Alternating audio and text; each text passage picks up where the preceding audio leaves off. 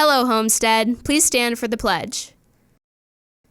I pledge allegiance to the flag of the United States of America and to the republic for which it stands, one nation, under God, indivisible, with liberty and justice for all.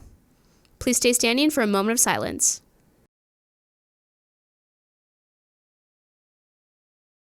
Right now on HHS In Depth, this weekend, Homestead is hosting the nation's largest show choir competition, and reporter Cora Shaw will tell us all about Homestead Show Choir as they prepare for the rest of their competition season. For the 6th time, A Taste of Homestead is back and ready to give you a sampling of the world's food next week. Reporter Nisha Lalaria will get you caught up on the plans for next week's big night.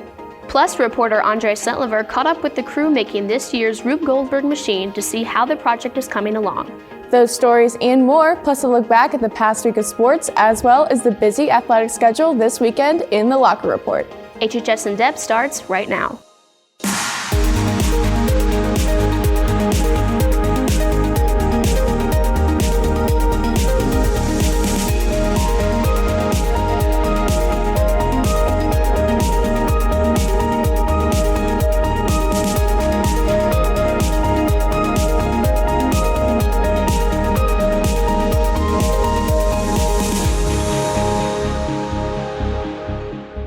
Welcome to another episode of HHS In Depth. Hello everyone, I'm Mackenzie Butts. And I'm Carly Flanagan. Did you know Homestead High School is the host of the country's largest show choir invitational this weekend? Here's reporter Cora Shaw to tell you all about this year's Elite and Class Royale show choirs in anticipation for the weekend's big showcase. Cora?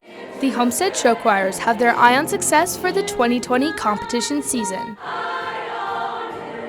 Months of practices put in since September are paying off not only because of the trophies, but also because of the performances and family created in the process. There's a lot of things that go into creating a show, which includes the singers and dancers, the band, the directors, the choreographers, all of the outside choreographers and outside vocal coaches who come in to help us, and all of that just gets pieced together with one great set and one great crew to make what is a show, and it's incredible. My favorite part about show choir has to be the ability to go on stage and just remove all of the barriers of my life and perform and be myself and have that portray itself while I'm performing. My favorite part about show choir is that it incorporates everything I love to do. I love singing, dancing, performing in general, and I love the family that comes with it. It's just an added plus and always a good time when you're with your best friends. There are many aspects of the year that the members look forward to, two of which especially stick out to the group's performers. While we're in the warm-up rooms, Mr. Shaw has us all gather in a giant circle before we go out onto the stage, and it's just this love and positivity, and then you could just feel the energy vibrating through the circle. This year we are going to New York for our big trip, which I am beyond excited for. I cannot wait to see all the sights of New York and to be in Connecticut and to just meet new friends, see all of the wonderful tourist sites, and it's going to be a great time. Good luck to the Homestead Show Choirs for the rest of their competition season, and make sure to come out and support them at their next performance this Saturday. Reporting for HHS In Depth, I'm Cora Shaw.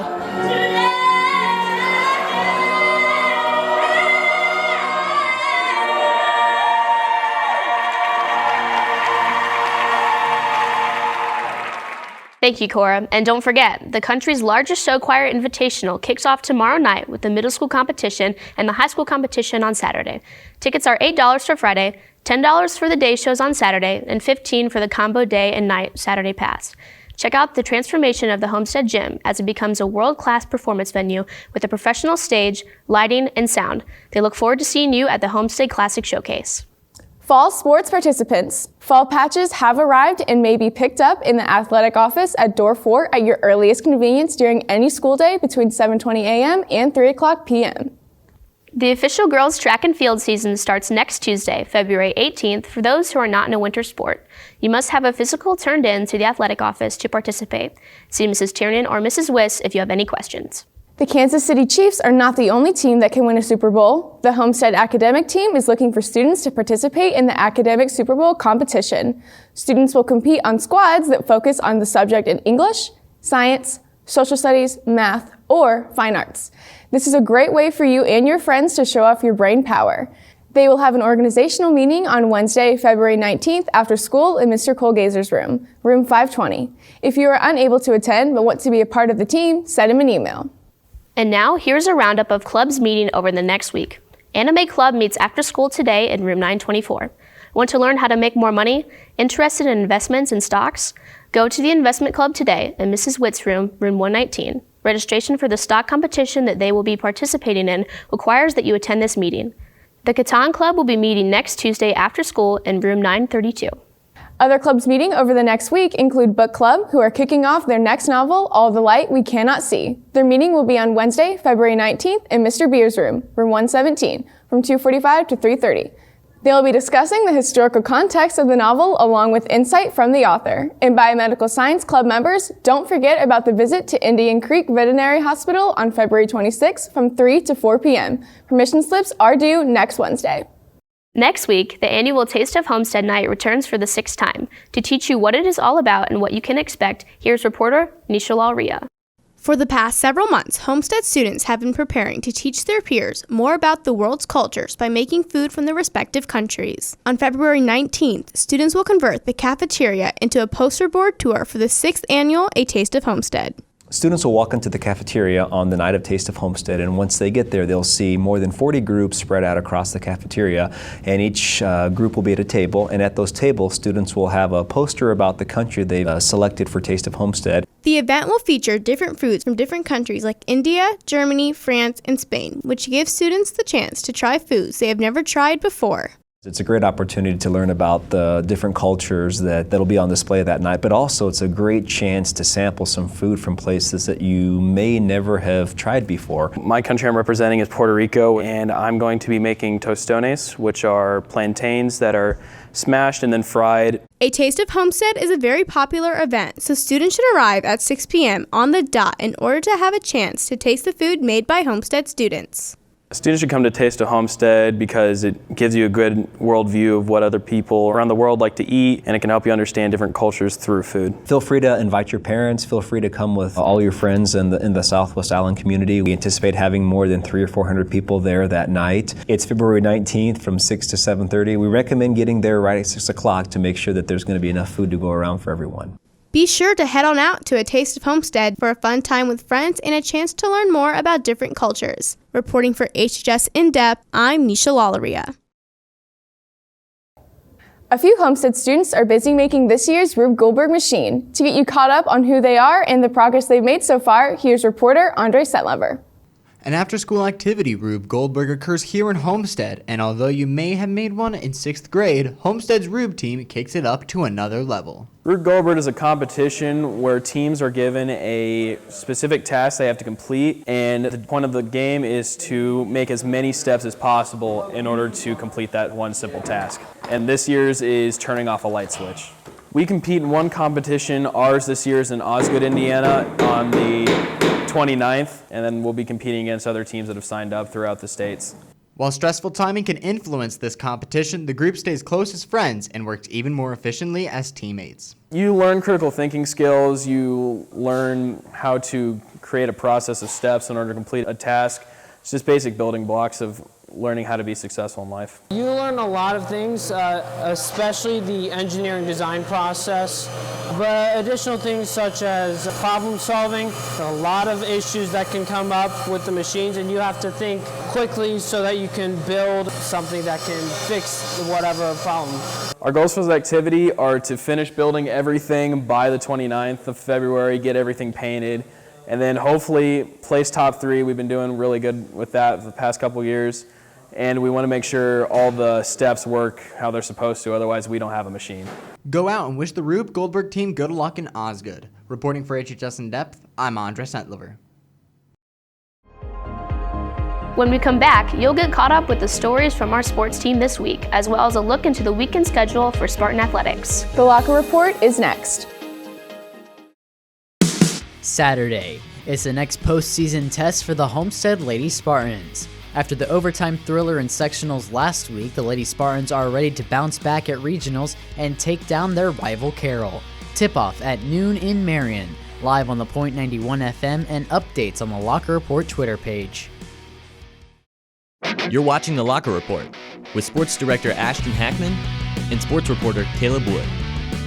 Your source for Spartan Athletics. There were several teams racking up postseason hardware over the weekend. We begin with basketball. The Lady Spartans won on Friday in the semifinal, punching their ticket to the final match on Saturday. As for the boys, they had a week off to the matchup with Hamilton Southeastern. Royals off to an early lead, but that doesn't slow down Luke Goody, the 6'6" junior, knocking down the jumper. Spartans down 11 at the half. Third quarter, Caleb Colping to Jake Archbold, draining the three from the corner, and Homestead offense would show some momentum in the third quarter. Archbold to Rodenbush in the corner, getting the job done from downtown. Spartans putting up a good fight, but it wouldn't be enough. Royals taking this one 59-43. Girls wrapping up sectionals, the Lady Spartans with a tough matchup against the Lady Archers. Spartans would struggle throughout the game, but Sydney Graver didn't let up. The Central Michigan signee knocking down a triple from the left wing. Second half, Grace Sullivan with the bounce pass to Amber Austin beneath the basket, and she knocks it in off the glass for an easy pair. This game close to the end of regulation and headed to overtime. Patterson dishes it to Graver for the bucket, and Southside giving away many trips to the charity stripe in overtime. Spartans go up 3. Southside's JC Jones, the last chance to tie it up at the buzzer, no good, as Lady Spartans keep their season alive with the overtime thriller over Southside, 44-41. We knew we needed to have a lot of maturity and poise. Every possession counted, and we really put it all out there that second half, and I think it really showed. The big challenge for us today, we did not shoot the basketball well. We made some plays when we had to, but we didn't shoot it well, and that comes and goes. But the defense was very strong tonight. Obviously, it won the game for us, in my opinion. But, you know, you get this late in the season, you kind of fine-tune everything, keep working. You can catch the Lady Spartans in action this coming Saturday at Regionals in Marion. They face Carroll in the first round. That game is scheduled for 12 p.m. If Homestead wins, they'll face the winner of Fishers and Northwestern in the final. Switching back to boys basketball, the Spartans coming off the loss over the weekend, ready for the next conference game. Right out the gate, Jake Archbold with the right wing three. And Wayne would answer in the second quarter. Spartans continuing to battle. Alec Grinsfeller down low with the putback. Homestead up 3 at the half. And boy, is it good to see this team bouncing back from the past few weeks. Junior Grant Simmons knocking down the tray ball from beyond the arc. Spartans continuing to pull away. Goody with the fadeaway jumper as Homestead ends the 3-game losing streak 62-40. We've been preaching in practice to just keep playing Homestead basketball and play hard together. Obviously, we lost 3 in a row, which is not like a Homestead team, but we got back on track and we're playing well together. The next regular season conference game for the boys will be tomorrow night out at the Cage. Spartans and the Cadets tipping off at 7:30. Once again, that's tomorrow night at Concordia. From the hardwood to the swimming pool, the Homestead girls swim and dive team has begun the postseason. The team bringing home some nice hardware over the weekend, winning their 3rd consecutive sectional championship. Congratulations to Morgan Brown, Audrey Crowell, Kira Tonsel, Maggie Stock, Lily Kaiser, Cora Walren, Katie Walther, and Hallie Weaver for qualifying for state. That is this weekend in Indianapolis. We also want to congratulate Spartan wrestlers Thomas Herman, Tyler Burris, Joe Parrish, and Matt Mills for all advancing to semi-state this Saturday. That will take place at the Memorial Coliseum. As always, be sure to follow us on social media for the latest Homestead sports news and content. That's all for sports. Here's Drew with the extended weekend forecast. And now, your weekend weather forecast with weatherman Drew Persinger. Hello there, Homestead. I'm Drew Persinger. This is the Drew Point, and our weekend is starting off a little bit cold, but then things are going to warm up. So let's take a look at your forecast. Tonight, there's a chance of some snow with a high of 34 and a low of 11. Then tomorrow on Friday, things cool down with sunny skies, a high of 18 and a low of 10. Then clouds begin to roll in on Saturday with a high of 35 and a low of 30. Then there's going to be even more clouds on Sunday with a high of 39 and a low of 30. Things warm up a little bit on Monday with rain, a high of 41 and a low of 34. There you have it, Homestead. That's your forecast for this weekend. I'll be back again next week with another forecast for you, but for now, let's get back to Mac and Carly. That'll do it for this edition of HHS In Depth. I'm Mackenzie Woods. And I'm Carly Flanagan. Thank you for watching today, and be sure to follow us on social media for behind-the-scenes looks at the show. You can also watch past episodes on YouTube at Homestead High School Media. For all of us here at HHS In Depth, have a great 4-day weekend, and we'll see you back here again next week.